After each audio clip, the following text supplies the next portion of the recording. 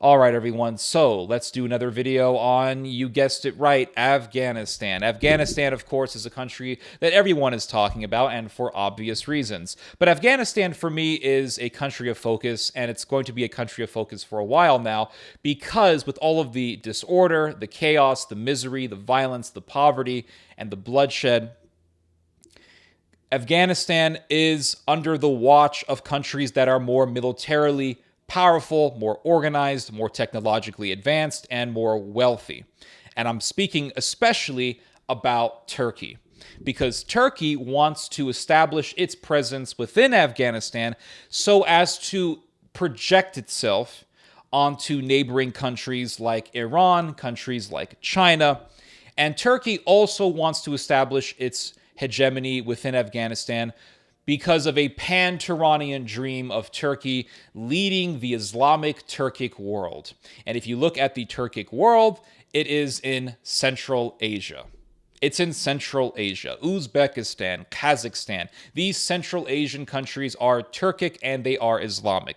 And Turkey, having a great subscription to the pan-Turanian ideology, wants to be the nation that leads the Turkic countries. And this is one of the reasons as to why Erdogan and his ilk are so focused on Afghanistan. They are geopolitical reasons as to why Turkey is so focused on Afghanistan. Of course, I think a lot of it has to do with Turkey's history of rivalry with Russia, because Russia also wants to control Afghanistan. That region for thousands of years has been a place of great interest for empires and very powerful countries. And so there are the geopolitical reasons, but then at the same time, they are ideological reasons as well. And I think at times, geopolitical policy is simply a means to an end. It's simply a means to an ideological end. I mean, if you want the whole world to be Muslim, you're going to have a powerful empire. And if you are going to have a powerful empire, you are going to have to execute geopolitical policy very efficiently and effectively. So that is the reason why Afghanistan is of such a great interest of mine, and really for a lot of people who are focusing on this subject. But I like to give my own interpretation, my own perspective on things, and my perspective can be and this is not bragging, this is just the reality. My perspective can be seen as fringe, far-fetched, adventuresome to a lot of people who are in the journalism industry, but I believe history is on my side, because when you look at history, you will find empires, and we in our own present day modern world, we think at times that we are exempt from the past, but we are not. And this is why you'll hear people, even people who live in Turkey, people who come from Turkey, people who live in the Middle East or whatnot, you'll hear people from these areas saying things like, oh, that's not going to happen. Turkey's not going to rise again. That's nonsense, blah, blah, blah. That's all just, far-fetched exaggerations. But, and I'm going to bring up Hitler. I will bring up Hitler in this. And I think there's some kind of meme online. It says something like, every argument will eventually bring up Hitler or something like that. Regardless of that, I'm going to bring up Hitler. The Jews who lived in Germany believed that everything was going to be fine. Most of the Jews, the Jews that stayed in Germany, the Jews who knew that bad things were going to happen, they fled to the Spanish-speaking world. They went to Mexico, Chile, Argentina. They went to America. But the Jews who stayed in Germany, they believed that nothing bad was going to happen because Germany was such a technologically advanced country. It was a democratic country. Germany was a modern country. So they could never imagine that something as horrific as the Holocaust was about to explode. But it did. And this is why I say history is on my side. Anyway, so let's talk about Afghanistan. So Afghanistan... I just want to bring up a few points here, and then I'm going to get to my conclusion. For one, Afghanistan is under a horrendous condition of poverty. You have millions of people who are in starvation. There was an article that came out today on the Washington Post regarding the humanitarian crisis in Afghanistan. I just want to read to you guys an excerpt from this article. It says the country's health system is collapsing. One official still at his post in Kabul, who spoke to me, this is the journalist writing, spoke to me anonymously because he was not authorized to do so, told me, quote, "We don't have medicine, consumables, and required basic equipment in the government-run hospitals. Staff salaries are pending for the last 3 months at least. And this is taking place while Afghanistan is suffering from a crippling third wave of COVID-19, the true dimensions of which are unknown." So there's the shortage in medicine, and then you have starvation. The same article states, according to this document, more than 1 in 3 Afghans, some 14 million people, are hungry today, while 2 million children are malnourished and urgently need treatment. More than 3.5 million out of a population of 38 million are internally displaced. Just to make matters worse, a massive drought has devastated crops. More than 40% of the country's crops were lost to drought this year. About half of the country's population is already in need of humanitarian assistance this year. Twice as many people as last year, and 6 times as many as 4 years ago, according to the United Nations. Yeah. So you have starvation and you have a shortage in medicine. And so what does this lead to? It's quite obvious. You don't need to be a geopolitical analyst to understand this. You don't need to be a professor. You don't need to be a political analyst or expert or have a degree to know that what this always leads to is a refugee crisis. Anytime you have war, starvation, shortage in medicine, people are going to leave, okay? Nationalism goes out the window. Patriotism goes out the window. And it's all about survival at that point. And so hundreds of thousands of people want to leave Afghanistan. They have tried to leave Afghanistan. Most of them have failed to find a solid place of refuge.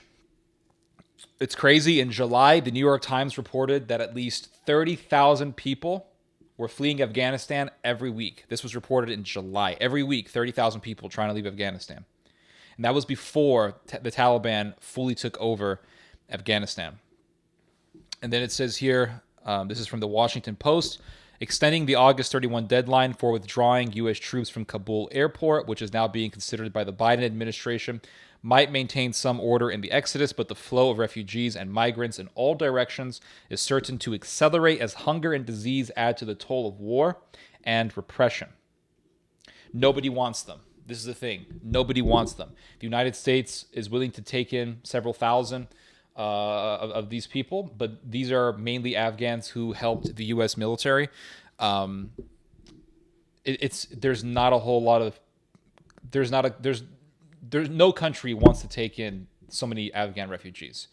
Some of the Western countries have been willing to take in refugees in the thousands, but not in any sort of substantial number.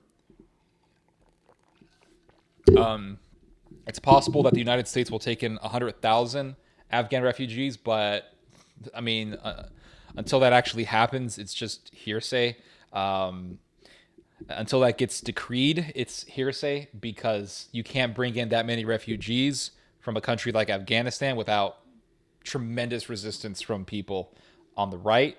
So I don't know. It's difficult to say whether or not that's going to happen. Turkey does not want them. And Erdogan has argued that, listen, Turkey has already taken over 3 million Syrian refugees, and Turkey has already taken in 300,000 Afghan refugees. So we don't want more refugees. Iran doesn't want them. And I've heard some horror stories from Iran regarding Afghan refugees. And I've talked about them before, but I'll just mention them again.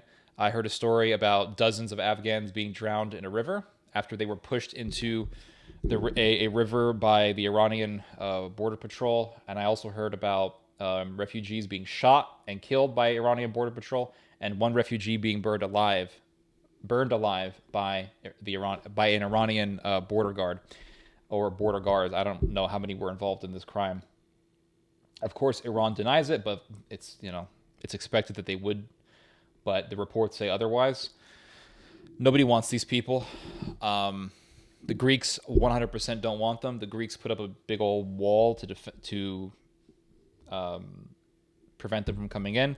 The Turks have done the same thing. I think the Iranians also want to build a wall. Correct me on that if I'm wrong. But nobody wants these people. That's the thing. Nobody wants them. And when they do, when Afghan refugees have made it,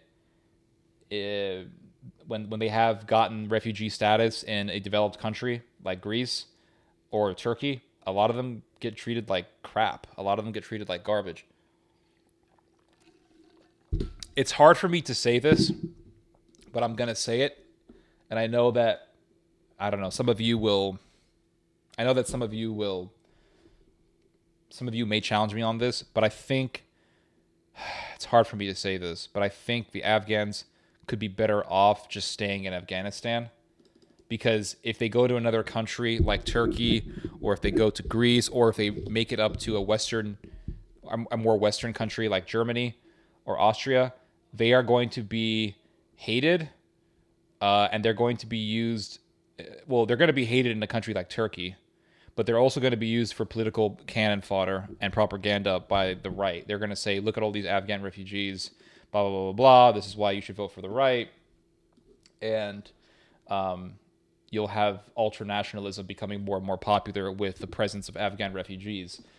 The problem with having so many Afghan refugees in Europe is that it will, if they do make it to Europe, and there's some people in Europe saying that there's not going to be a huge influx of Afghan refugees like you saw with the Syrian refugees in 2015, because the EU has just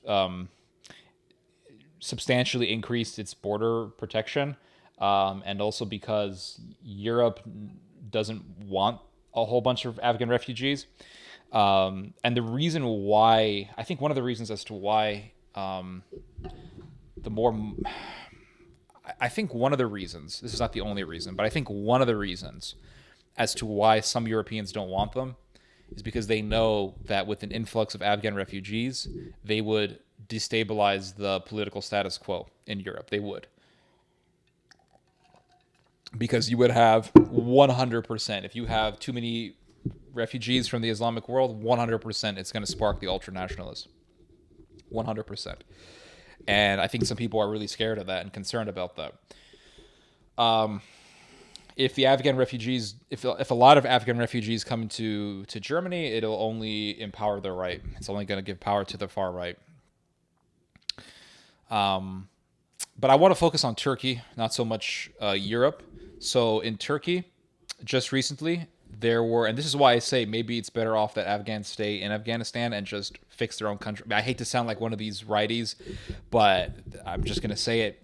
This is why I say that maybe the Afghans are better off staying in Afghanistan, fighting the shit out of the Taliban and defeating them, and having making some sort of a deal with the U.S. and recover their country and make it better and work with advanced and developed nations to better their infrastructure. I know that's wishful thinking on my part, but the reason why I say that is because of the horror stories that I've been reading about refugees living in Turkey. Afghans will travel all the way across Iran to get into Turkey. They will travel 1,400 miles across Iran to get into Turkey. 1,400 miles. Imagine walking 1,400 miles just to get to somewhere you don't know is going to accept you.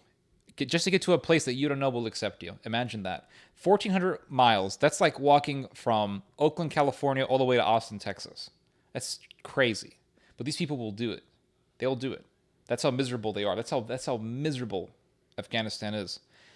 And they have my sympathy. And they go to Turkey and then they get sent back to Iran.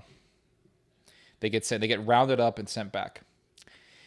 And there was an anti-Syrian pogrom just recently in Ankara. There is a Syrian area within Ankara. They call it Little Aleppo. And a anti-refugee mob in Turkey attacked a bunch of refugees, attacked Syrian-owned businesses, looted dozens of Syrian-owned businesses. And this was recently reported by NPR. So there was an unidentified, or not unidentified, but there was an anonymous Syrian man who ran a shop, and he talked with NPR about this pogrom. And that's what it was. They call it a riot. It's a pogrom. That's what this was. and he spoke with a journalist from NPR. Her name is Duri Buskarin, and this is what she had a translator translate and interpret what this shoekeeper said. So this is what the interpreter said. A few days after the riot, police. Hold on a second. No. I'll go back to this one part here. He says that this is the interpreter talking. He says that by the time police controlled the rioters, dozens of businesses were damaged and looted.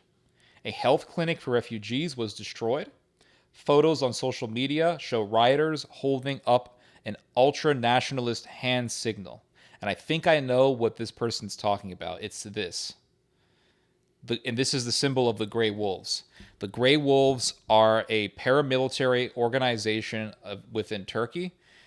And by paramilitary, I'm not saying that they're like these bacon eaters that you see here in the States, the guys who wear the flannel shirts and the John Deere hats and they have guns and they say we're a militia. I'm not talking about those people. I'm talking about an extremely well-organized, very well-trained, very obscure, deep state paramilitary organization in Turkey that's heavily connected with the government. Okay, this is like a state within a state. And I believe that, remember that Russian diplomat who was assassinated? They got it on video in Turkey. I believe that the assassin was a Grey Wolf. And you'll see pictures of Erdogan doing this, and some people say he's dog whistling to the Grey Wolves. The Grey Wolves have a long history in Turkey, and they're part of an ideological network and strata that's been in Turkey for a long time. It goes back to the Cold War. So during the Cold War, there was a network of Turkish Nazis, and this network still exists today. But there was a network of Turkish Nazis. And by Turkish Nazis, I'm not saying that figuratively. I mean, these people loved Hitler. They read Mein Kampf. They did the sign, the whole thing. You had these guys walking around with the little Hitler mustaches. I mean, they wanted to be Nazis. Hardcore. These guys wanted to be Nazis. And they were backed by the CIA. And the CIA, they backed the main leader of this movement, or one of the main leaders of this movement. His name was Alp Arslan Turkis. And this man was a Nazi. And he was a Nazi. Read Mein Kampf, the whole thing. And the CIA backed him because the CIA wanted to make sure that if the Soviet Union invaded Turkey or had a war with Turkey, there would be some kind of hardcore paramilitary organization that would also join the fight against the Soviet Union. It's one of the reasons why, it's actually the reason as to why Turkey is the second most armed country in NATO. This goes back to Cold War policy of using Turkey as a bulwark against Russian advancement. Turkey is right there on the Black Sea, right across from Ukraine. So Turkey, geopolitically, is in a very, very strategic position. It's right there across from Ukraine. Okay, right there. That's why when Russia took over Crimea, it wasn't too far away from Turkey, and that's why Turkey was so focused, and Turkey became a point of focus in that whole situation, because the United States wants to use Turkey as a check against the Russians. That's why the Russian Navy is in the Black Sea, and the Turkish Navy is in the Black Sea. They have diplomatic ties, but they're historical enemies, and I think that rivalry is, well, it has already revived itself. You know, it's already there. So that's why the CIA backed Turkish Nazis. Supposedly, that's what the narrative at least tells us. This was a part of a greater European operation. It was called Gladio. If you have not read about Gladio, I highly recommend that you read a book called NATO's Secret Armies by David Ganser. It's an amazing book, and it's a very well-detailed book about Gladio. I loved reading that book. Very fascinating book. And there's something so fascinating about reading a book about like the 80s and all the weird stuff that was happening then. Kind of gives you this like retro feeling, crazy European dudes with leather jackets and swastikas and machine guns. It's like you're in a Wolfenstein video game. But anyway, yeah. Got a little iced tea here. So anyway, These Nazis, they were a part of the Grey Wolves in Turkey, and they believed that the Turkish race was superior. And in the 1950s, there was an anti-Greek pogrom in Turkey that was done by these Nazis, and it was brutal, absolutely brutal. 16 Greeks were murdered, and around 200 Greek women were raped by these Nazis. Orthodox priests were murdered, and by murdered, I mean they were scalped like what the native Indians used to do, and they were burned alive. So it was pretty horrific. The creed of the Grey Wolves is this: "Who are we?" And this is a direct quote from them. "Who are we? We are the members of the Grey Wolves." The Turkish word for Grey Wolf is Bozkurtku. What is our ideology? The Turkism of the Grey Wolf, Bozkurt. What is the creed of the Bozkurtku? They believe that the Turkish race and the Turkish nation is superior. What is the source of this superiority? The Turkish blood. So when I read in the news today of an anti-Syrian pogrom in Ankara in Turkey, that's what this reminded me of. That's what this pogrom that just took place reminded me of. It reminded me of the Grey Wolves. And here's something else that's crazy. If you are a Syrian living in Turkey and you register your car, your license plate has to have an M on it, standing for foreigner. An M, standing for foreigner. It's Nazism. It's straight up freaking Nazism. That's what this is. And it's rising up in Turkey. It already has a strong presence in Turkey. It's why I think it was in 2006, 2008 that Mein Kampf was the number one bestseller in Turkey. I mean, Nazism is very real there. It's very real. And if you have a problem with Afghan refugees, an influx of Afghan refugees in Turkey, it's going to exasperate this type of insanity. And I think that this is a microcosm for what's happening around the world, in the United States, in Europe, with the rise in populism, with the rise in ultra-nationalism. It's a warning to everyone else that this stuff is real and this stuff is growing. And it's messy stuff. It's absolute messy stuff. I could talk more about this, but I'll stop. I've talked long enough. Anyway, you guys just heard some theology. God bless.